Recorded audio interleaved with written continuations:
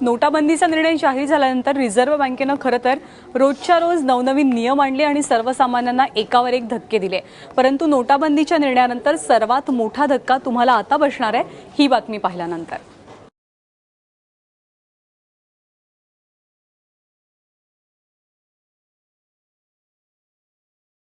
2000च्या नोटांवरून चक्क महात्मा गांधी गायब झाले आहेत। तुम्ही म्हणाल या खोट्या किंवा बनावट नोटा असतील, पण तसं नाही तर मध्य प्रदेशातील शोपूरमध्ये हा प्रकार घडलाय।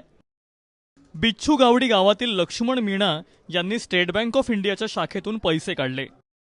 बँकेच्या काउंटरवरून मीणा यांना 2000 रुपयांच्या 3 नोटा मिळाल्या। या नोटा तपासून पाहताना त्यांना धक्का बसला। बाजार में हमको पता चला है गांधी जी का फोटो नहीं नोट में, तो हमने भी देखा तो 3 नोट में गांधी जी का फोटो नहीं था, 1 नोट में था। फिर उसके बाद हम वापस करने हो गए हैं उनके पास, तो उन्होंने कहा भाई अब या तो काउंटर छोड़ने के बाद में तो कोई जवाबदारी नहीं होती है कि बैंक की। तो हमने कहा साहब हमने देखा ही नहीं है, हम तो वैसे आपने नोट दिए वैसे रख के ले गए। हमने पता है कि बैंक में भी ऐसा होता है गड़बड़ घोटाला नकली नोटों का, तो उन्होंने वापस भी कर लिए। अनेक शेतकऱ्यांना अशाच प्रकारे बापूंचा फोटो नसलेल्या नोटा मिळाल्या।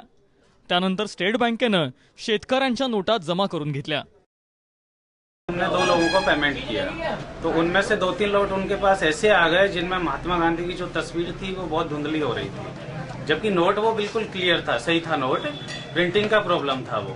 तो उनको हमने वापस लेके उनको चेंज किया, और जो नोट हमारी चेस्ट ब्रांच श्योपुर से आए हैं उनको हमने वापस वहाँ भिजवाएंगे जमा करने के लिए। उनसे भी हमारी इस संबंध में बात हुई थी, तो उन्होंने बोले हमारे यहाँ भिजवा दीजिएगा, वापस रिजर्व बैंक को भिजवा देंगे। ये क्लियर हुआ। नोटाबंदीला 2 महिने होत आहेत। आता कुठे चलन कल्लोळ संपताना दिसतोय, मात्र छपाईच्या अतिघाईनं नोटा सदोष छापल्या जात आहेत।